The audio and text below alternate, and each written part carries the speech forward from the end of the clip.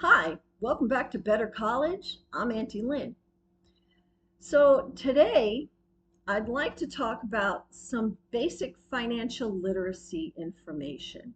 I'm going to try to apply this to a college education. So one of the basic things in financial literacy is determining needs and wants.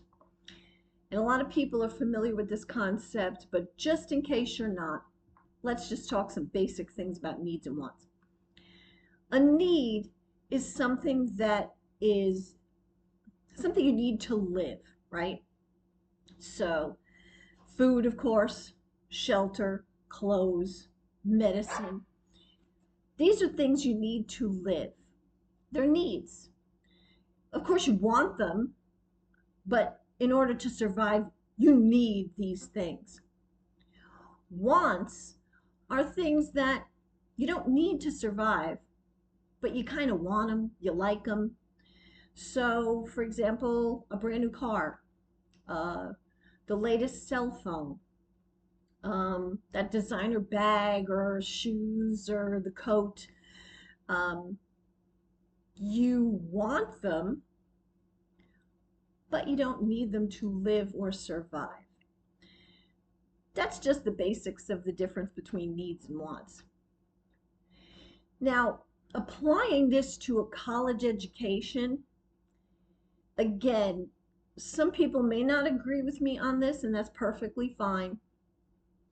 But when you apply this to the concept of where you want to go to college or your college education, think in terms of what you need out of this college education. So, for most working class and middle class people, you need to get a college education because you want a career. You don't have millions of dollars that you can live off of for the rest of your life. So, you need a return on this investment. You need to have training and understanding in a particular career area so that when you graduate, you can pursue that career or at least have an education where you can pursue a decent career. So when you're looking at colleges and you're looking at where to go for school, it's really important, again, unless you have millions of dollars, it's really important for you to think about what you need out of this education. And then there's things like wants. I want to go away to school. I want to go to school in another state. I want to go to this major university that has a big football team. Those are not things that are going to return on your investment. I mean, let's be honest. The football team is not going to get you a good career. The fact that the school is a major university with 50 or 60,000 students, that in itself is not going to get you your career. So these are things that are wants. And like I've said in previous videos, these are really for working class and middle class families because if you have a ton of money, you don't need me to sit here and tell you um, where to send your kids because you could just pay cash and they can go anywhere. But if you were like me and you're working class, you need that return on investment. And the football team, the $60,000 huge university with the buses that take you to different campuses, that's not going to get you the return on investment. That's a want. If you live within maybe 40, 45 miles of the campus and you're a working class kid or maybe even a middle class kid, you want to live on campus. I want that. But do you need to do that? Do you need to live on campus? Think about it. In terms of financial literacy and not putting yourself or your family in debt for that college education, do you need to live on campus? Your degree is not going to say graduated with a Bachelor of Arts and lived on campus. Your degree is going to have the school you graduated from, your major, the year, the signature, the president, dean of students. It doesn't matter if you live on campus or not. And the other thing is, a lot of people say, well, the college experience, if you live on campus, you can experience college. You can experience college as a commuter. You can experience college just as much and attend events and join clubs. You can do all these things just as much as a commuter, along with if you live on campus. And to be quite honest, someone who lived on campus, you avoid a lot of the roommate issues if you commute. So, when you're thinking about what you need from your college education, think about the major, what your career choice is, and think about where you can go to satisfy that need, because that's important. That's going to return on your investment when you graduate if you choose to go into that career field. Think about the need.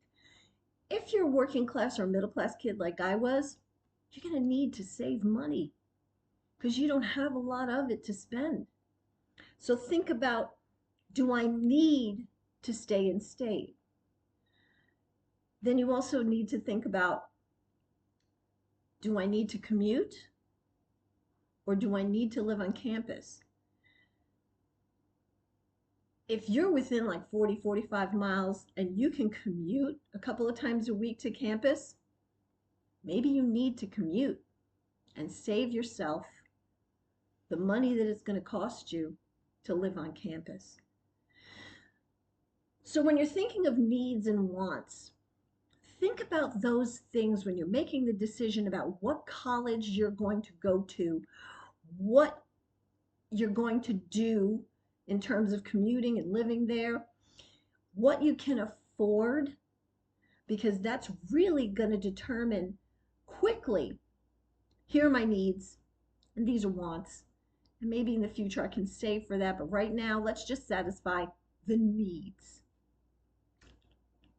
I also want to touch real quick on things like assets and liabilities.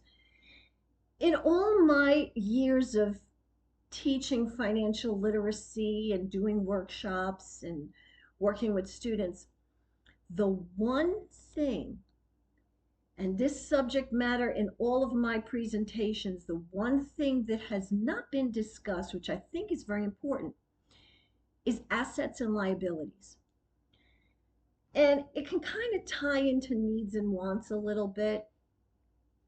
But I just want to go over assets and liabilities real quick.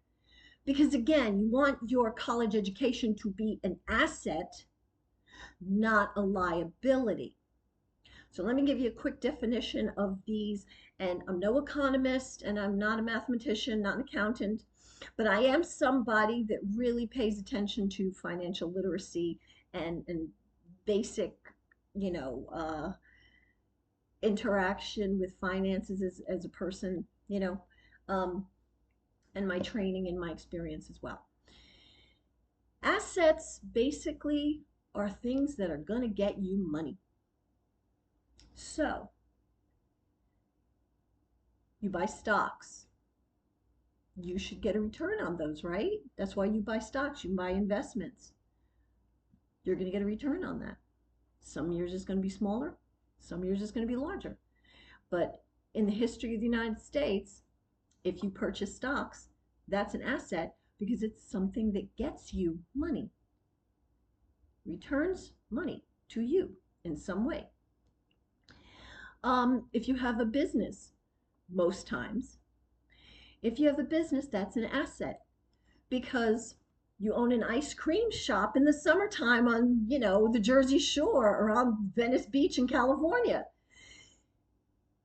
You're going to generate money from that ice cream store. So your business is an asset. It's generating money, right? Your college education, if you choose correctly, you think it through, you choose well when it comes to your major, living on campus, how you're going to pay, That college education should be a return on your investment and should be an asset. Now, a liability is something that costs you money. And here's two things, and it's a lot of these financial people that I follow on YouTube, they're really awesome. And they've spoken a lot about this type of thing. Liabilities are things that take money from you or that cost you money to have or to own. Your car is a liability. And I know this for a fact because how many times have I had to pay for repairs? And how many times have I had to do a transmission or brakes or this or that? So your wonderful car is not an asset. It might get you places, it might take you places, and it might look really good and you're really happy with it, but that's not an asset. And even when you sell it, you will never get as much back for that car that you paid into it. It's just a fact. It's a depreciating item. Here's another thing that is also, controversial in a sense, but I kind of agree with it because, I've owned property and I can tell you point blank, the house you live in, not a rental property, because a rental property can be an asset because it's going to hopefully bring you money. But the house you live in is not an asset. And here's why. It doesn't matter that you gain equity. It doesn't matter that your house might be worth more in 10 years than it was when you bought it.